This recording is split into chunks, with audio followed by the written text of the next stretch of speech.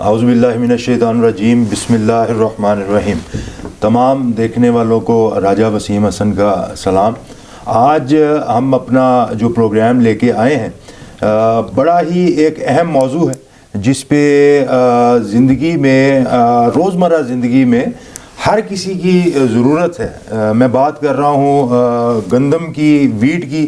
یہ ہماری وہ فصل ہے جو ربیع کے موسم میں تقریباً 9 ملین ایکڑ پہ یہ کاشت ہوتی ہے، اور یہ ہمارا بڑا ہی ایک اہم غذائی اجناس جو ہیں اس کا جز ہے۔ اور اس میں بات کرنے کے لیے اس موضوع کو ہم نے آج کیوں چنا، اس کی تفصیلات میں آپ کے سامنے رکھوں گا۔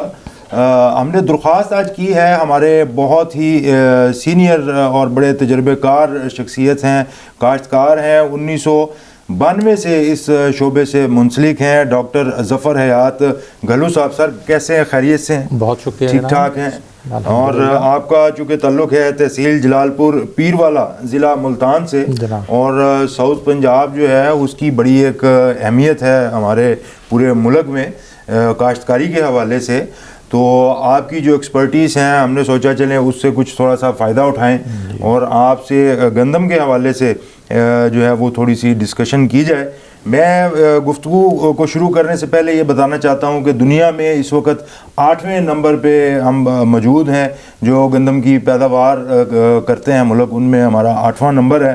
اور پاکستان بننے سے پہلے 1926 میں ایک سیریل سیکشن لائل پور قائم ہوا تھا، اور وہ اس لیے قائم ہوا تھا کہ اس کے متعلق جو ہے وہ ایک باقاعدہ ریسرچ بھی کی جائے کہ کس طریقے سے اس کی جو پروڈکشن ہے اس میں اضافہ کیا جا سکتا ہے۔ 1975 میں پھر اس کو ترقی دے کے اس ادارے کا نام ادارہ تحقیقاتی گندم فیصل آباد رکھا گیا، جس کا اس وقت پوری جو پنجاب میں خاص طور پہ بڑا ایک اہم کردار ہے۔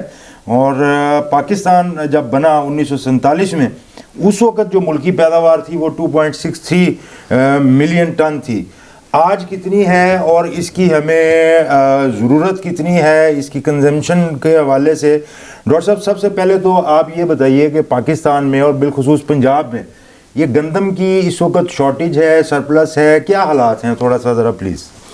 دیکھیں جی، جو موجودہ حالات ہیں اس میں تو ہم شارٹیج نہیں کہہ سکتے، کیونکہ پنجاب کے پاس ایک اسٹریٹجک ریزرو بھی اپنا پڑا ہوا ہے جو کہ 2.2 ملین ٹن ہوتا ہے، کچھ پاسکو کے پاس بھی پڑا ہے۔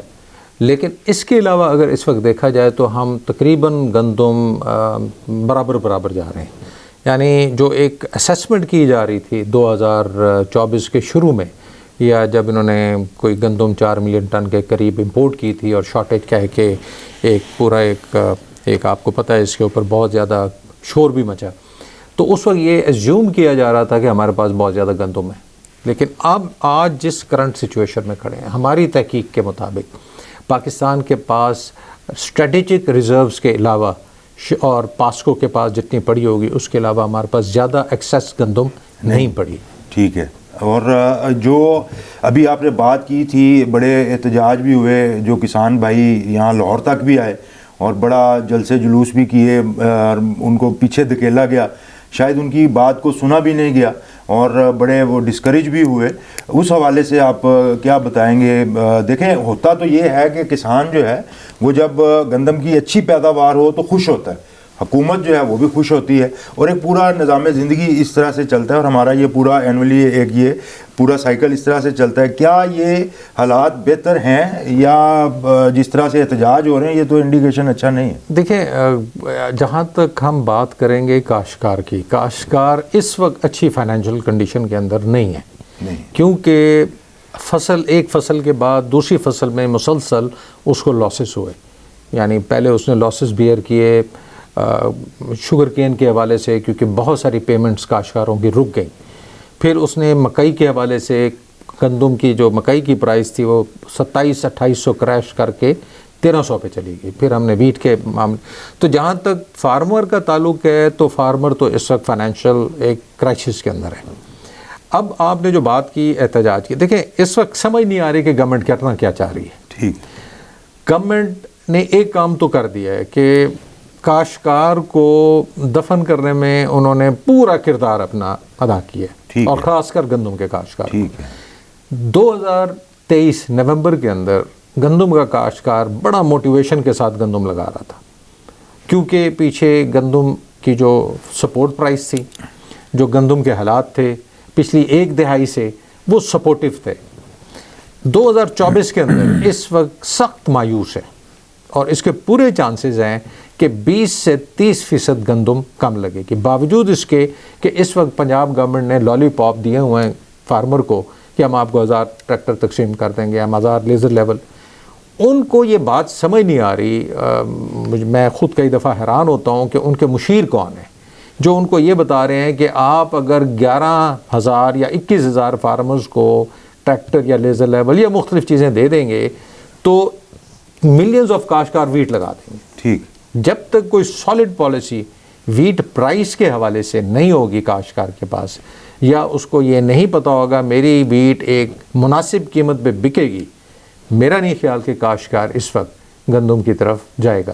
اور آنے والے وقتوں میں ایک دفعہ ایک مومنٹم ہوتا ہے جو کریٹ ہوتا ہے، اگر کاشتکار آج گندم کی بجائی سے نکل گیا، اس کو آلٹرنیٹ فصلیں مل گئیں اور اس نے ان کو پروفٹ دے دیے، تو پھر بڑی مشکل سے واپس آپ کاشتکار کو ویٹ کی کلٹیویشن پہ لائیں گے۔ بالکل ٹھیک ہے، جیسے کہ ریسرچ جو ہے وہ روز مرہ کی بنیادوں پہ ہوتی ہے، اور جیسے ڈاکٹر صاحب نے بتایا کہ اگر آلٹرنیٹ آپ کوئی سولوشن دیکھ لیتے ہیں اور دوسری کسی فصل کی طرف چلے جاتے ہیں اور وہاں پہ آپ کو پروفٹ زیادہ ملے، تو پھر آپ کو ضرورت نہیں ہے کہ آپ دوبارہ ویٹ کی طرف واپس آئیں گے۔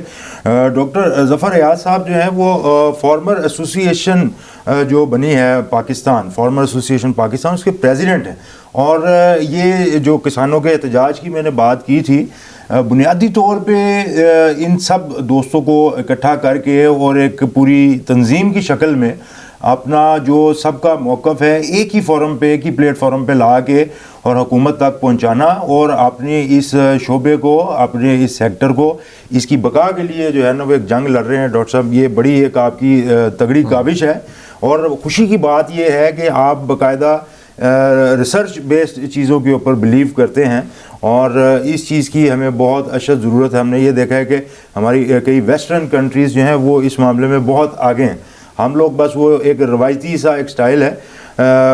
میں آپ کو کچھ بتاؤں کہ ہمارا بیسیکلی تعلق ہے آئرن اینڈ سٹیل سے۔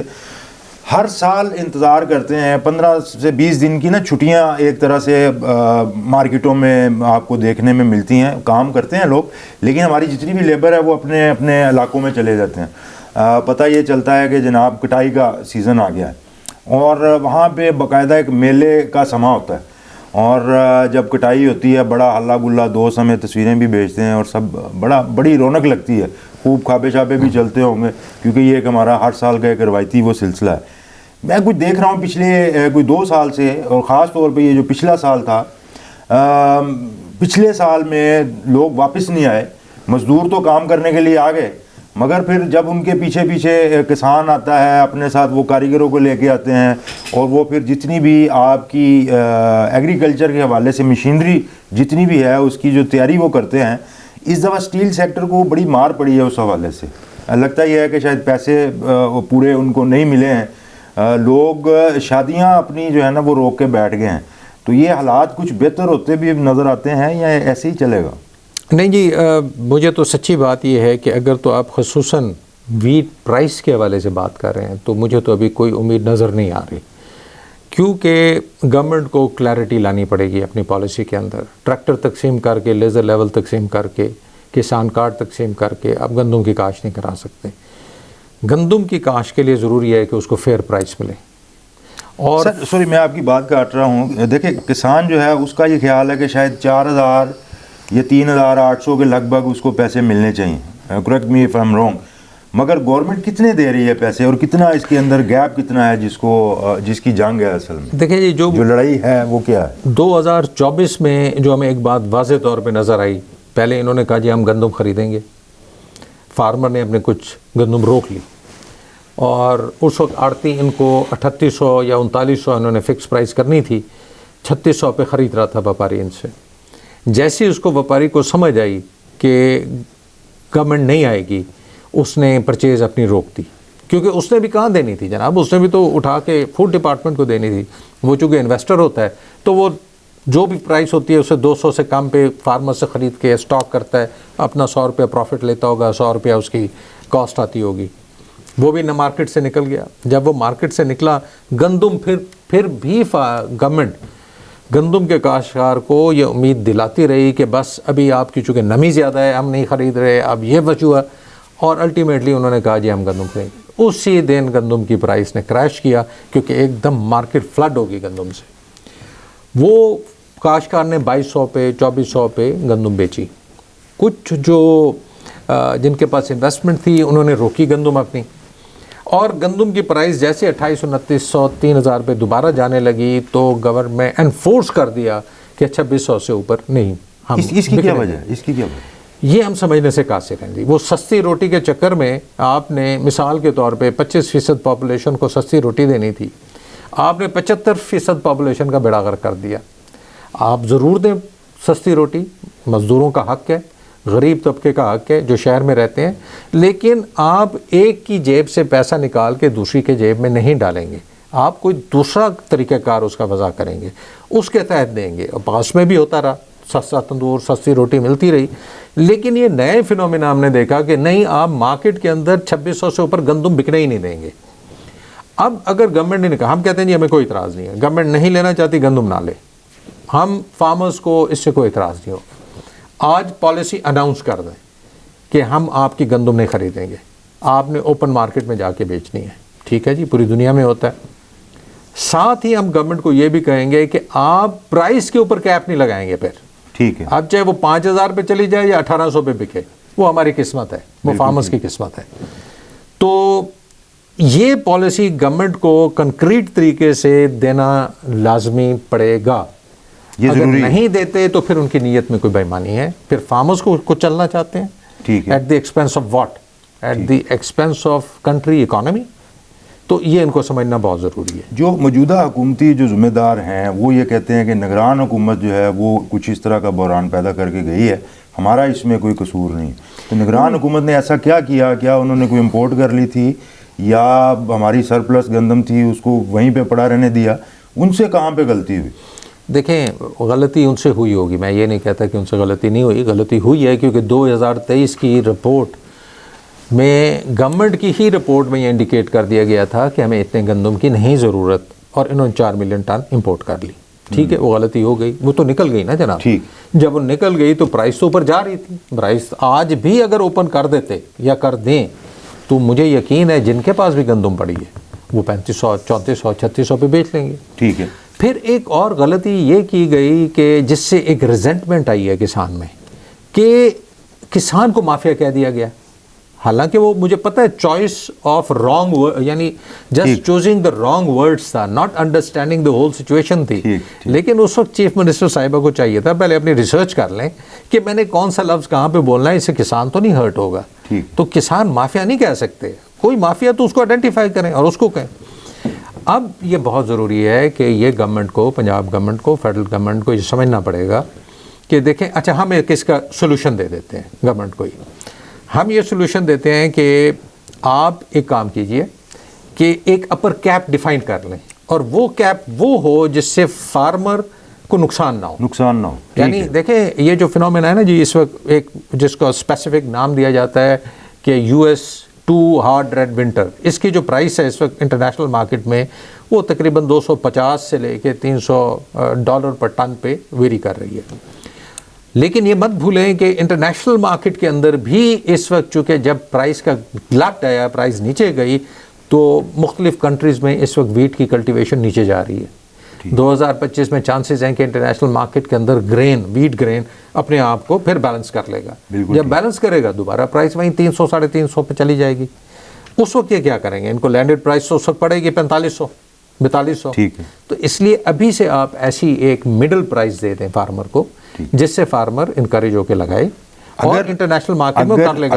اگر انکریج ہو کے وہ لگائے اور پھر آپ دوبارہ سے سرپلس کی پوزیشن میں آ جائیں تو کیا حکومت اس کو ایکسپورٹ کی طرف نہیں لے کے جا سکتی؟ سر دیکھیں، ایکسپورٹر خود ڈیولپ ہو جاتے ہیں. ہماری کون تھی نا جی، کون ایک 1 ملین ٹن پروڈیوس ہوتی تھی، آج 10 ملین ٹن پروڈیوس ہوتی ہے. تو ہم تو دیکھتے ہیں کہ مارکیٹ کے اندر سٹیبلٹی، وہ جو کریش تھا وہ اس کو کسی اور وقت پروگرام کریں گے. وہ ضروری ہے، بالکل بالکل. لیکن آج ہو گئی نا سٹیبل دوبارہ. ایک سال صرف کریش کی، وہ بھی ایک غلط پالیسی، پھر گورنمنٹ کی غلط فیڈرل گورنمنٹ کی غلط پالیسی تھی جس کی وجہ سے یہ ہوا تھا. اگر وہ پالیسی ٹھیک رہتی تو یہ مسئلہ نہ کریٹ ہوتا. آج بھی میں سمجھتا ہوں گورنمنٹ کی غلط پالیسی ہے جس کی وجہ سے فارمر ڈسکریجڈ ہے ویٹ لگانے کے لیے. بالکل ٹھیک ہے. اگر یہ نہ کرتے تو آج ویٹ اسی طرح لگ رہی ہوتی. مارکیٹ پرائسز دیکھیں, انٹرنیشنل مارکیٹ پرائسز پہ چھوڑنا چاہتے ہیں چھوڑ دیں, پھر آپ کو ایک اور فیصلہ کرنا ہوگا. ویٹ آپ کی عام کراپ نہیں ہے, یہ آپ کی فوڈ سیکورٹی کراپ ہے. شاید پوری آپ کی جتنی بھی فصل ہے اس کا 80% اس کا وہ چنک جو ہے نا وہ ویٹ کا ہے. جی, اس میں جو ربی کی کاشت ہے اس میں آپ کہہ سکتے ہیں کہ 9 ملین ہیکٹرز کے اوپر تقریباً ویٹ لگتی ہے. میجر پورشن یہ لے جاتی ہے پاسٹ میں. اب ہمیں نہیں پتا 1 ملین کم ہو 2 ملین کم ہو. تو میرے خیال میں بڑی ون ون پالیسی سچویشن رکھی جا سکتی ہے گورنمنٹ کے لیے بھی اور فارمر کے لیے. اچھا, being a president of farmer association of Pakistan, Punjab کے علاوہ جو دیگر جو صوبے ہیں اس حوالے سے اگر پنجاب کو کمپیئر کرتے ہیں تو کیا کمپیریزن آتا ہے؟ پنجاب کی صورتحال دوسرے صوبوں سے بہتر؟ آپ اگر تو کراپس کے حوالے سے بات کر رہے ہیں, میں صرف اسپیسیفک ویٹ کے حوالے سے. اچھا نہیں, ایک ذہن میں رکھیے کہ ویٹ تو 90% تو سندھ اور پنجاب اگاتا ہے. ٹھیک ہے, جس میں میجر پورشن پنجاب کا ہے. بلوچستان کا تو شاید 5 لاکھ ٹن تک کا وہ. جی, بلوچستان کا بڑا ایک نامنل سا ہے. کچھ کے پی کے کا بھی اس میں ان پٹ ہے, یعنی 10% آپ کر لیں. بالکل 4-5%, 3-1% ادھر لگا دیں, 7-8% ادھر لگا لیں کے پی کے میں, تو میجر پنجاب ہے, پھر سندھ ہے. پھر سندھ آ جاتا ہے. ٹھیک ہے, یہ بڑی ایک اہم کیونکہ یہ موضوع ہے ویٹ کا, ہماری روزمرہ کی زندگی میں بہت زیادہ اس کا اثر ہے, ہماری ضرورت ہے. اور یہ آپ کی باقاعدہ جو ایک بچے سے لے کے بڑے تک نشو و نما کا جو ہے وہ یہ حصہ ہے, خوراک کا بنیادی جزو ہے. اس کے اوپر بڑا زبردست کام اب شروع کر دیا ہے ڈاکٹر ظفر صاحب نے اور ان کی پوری ٹیم ہے. آگے چل کے یہ اس کے اوپر کیا اور مزید ان پٹ دیں گے. ایک چھوٹی سی بریک لیتے ہیں, بریک کے بعد آپ کی خدمت میں حاضر ہوتے ہیں. Stay tuned with us.